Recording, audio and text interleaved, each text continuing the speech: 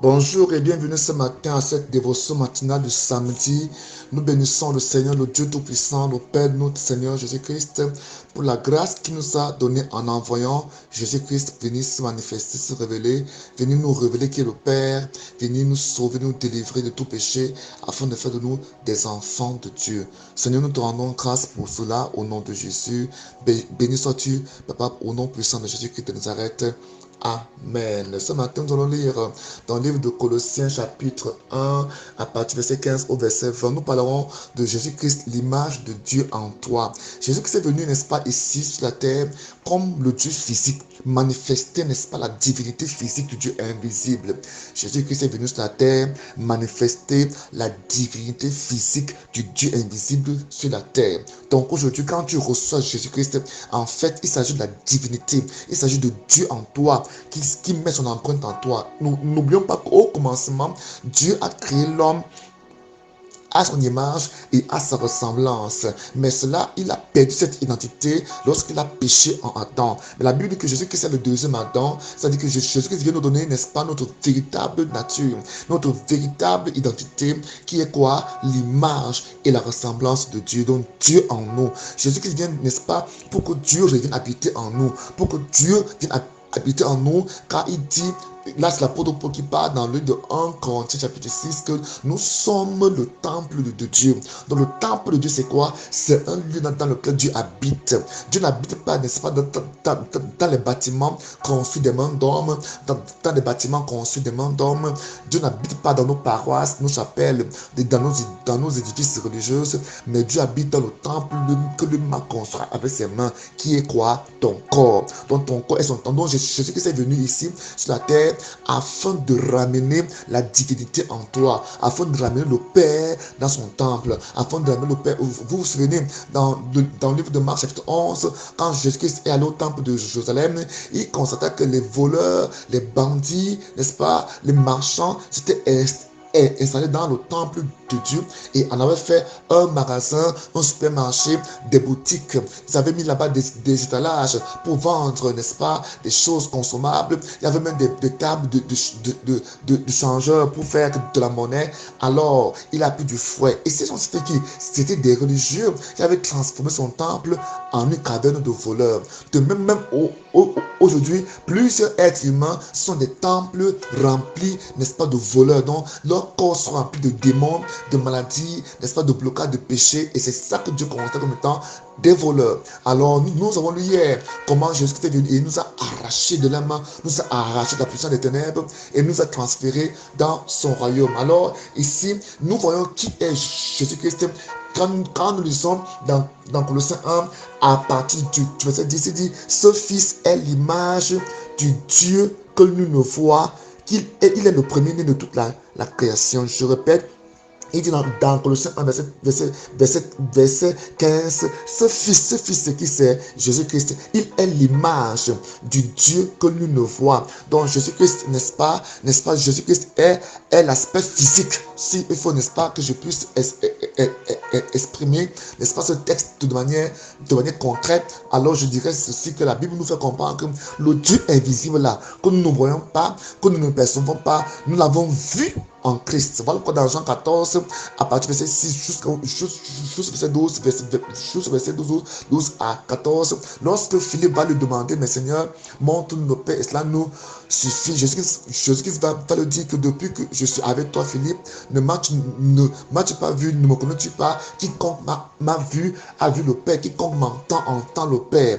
Donc Jésus-Christ est venu nous révéler le Père. Il est venu nous montrer le Père. Il dit non ici, il est l'image du Dieu que nous ne voit. Il est le premier-né de la création, car c'est en lui, c'est en Jésus-Christ qu'ont été créées toutes choses dans les cieux comme sur la terre. Comprenons ce matin que c'est en Jésus-Christ, rien qu'en Jésus-Christ, que ces choses ont été créées. Tout ce que nous voyons, les choses visibles comme invisibles, visibles, les invisibles, les trônes, les seigneuries, les autorités, les puissances, oui, tout par lui et pour lui, tout a été créé. Donc tout a été créé pour qui? Par qui?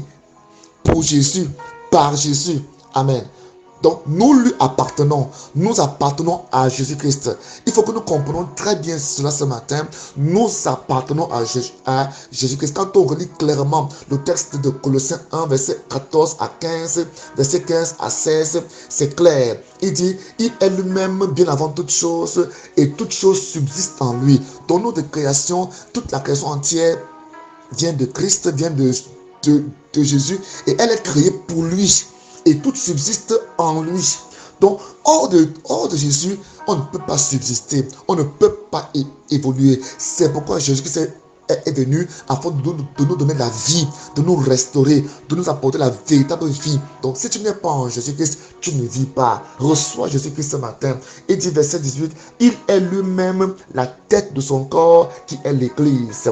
Ce Fils qui est le commencement, le premier-né de tous qui sont morts, afin qu'en toute chose, il est le premier rang. La Bible dit que donc, il a ressuscité afin qu'en toute chose, il soit le premier. En toute chose, il soit le premier. Il faut comprendre ici que au verset 15, la Bible dit qu'il est le premier-né de toute création. De toute création. C'est ça qui est écrit au verset 15. Ce Fils qui est l'image de Dieu qu'on ne voit pas, est le premier-né de toute création. Et tout a été créé par lui, pour lui et en lui. Tout subsiste en lui et rien ne subsiste sans lui. Donc sans Christ, tout est détruit. Sans Christ, tout est détruit. Donc tout subsiste actuellement par sa miséricorde, par ses compassions. Donc toi qui es en Jésus-Christ, tu es privilégié ce matin. Tu es privilégié d'être en Jésus-Christ. Confie ta vie, remets ta vie, tes journées, ton mois, ta semaine. Alors il prendra contrôle de ta vie et il te bénira davantage. Il dit au verset 19, car c'est en lui que Dieu a désiré que toute plénitude ait sa demeure.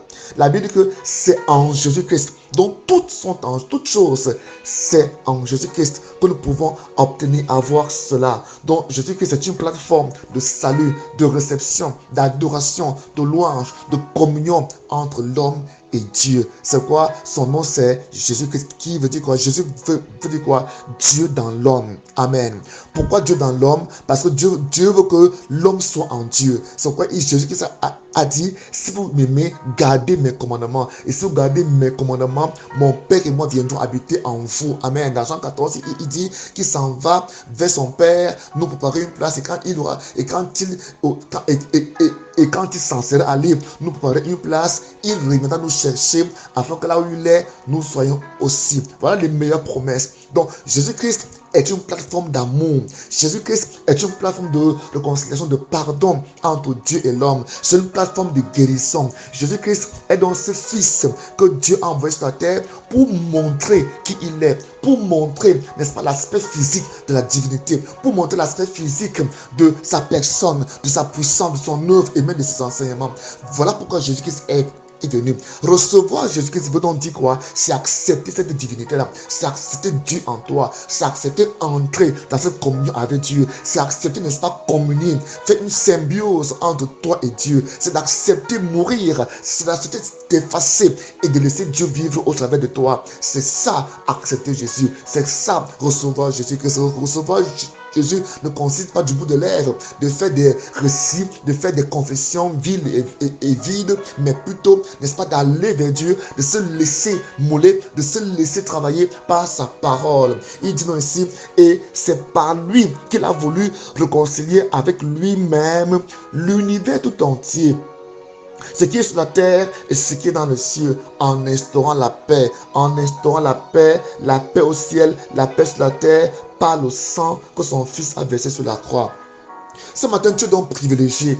C'est un très grand privilège. Voilà pourquoi dans chaque lettre que l'apôtre Paul écrit, toujours il commence par des actions de grâce. Parce qu'il ne cesse de voir la bonté de Dieu. Il ne cesse de voir la grâce de Dieu dans sa vie. Il ne cesse de voir la grâce de Dieu dans la vie de ceux à qui il écrit ses livres. Voilà pourquoi ce matin, avant même de demander quoi que ce soit à Dieu, nous devons, n'est-ce pas, nous verser en action de grâce. Nous devons, n'est-ce pas, nous répandre en action de grâce pour la bénédiction qui est Jésus-Christ, pour la grâce qui est Jésus-Christ, pour la paix qui est Jésus-Christ. Parce que Jésus-Christ vient pour te réconcilier afin que Dieu vienne habiter en toi, afin que Dieu vienne travailler par toi, afin que Dieu vienne travailler en toi et autour de toi. Père, je te confie toutes ces âmes qui m'ont écouté. Père, je te présente ces paroles qui leur est prêchées, afin qu'elles apportent la vie, afin qu'elles apportent la guérison. Père, nous venons chasser toute maladie, nous venons chasser tout démon de leur vie au nom de Jésus. Nous te présentons, oh Dieu, leur projet, ceux qui se déplacent, ceux qui se déplacent, ceux qui se déplacent, ceux qui ont des projets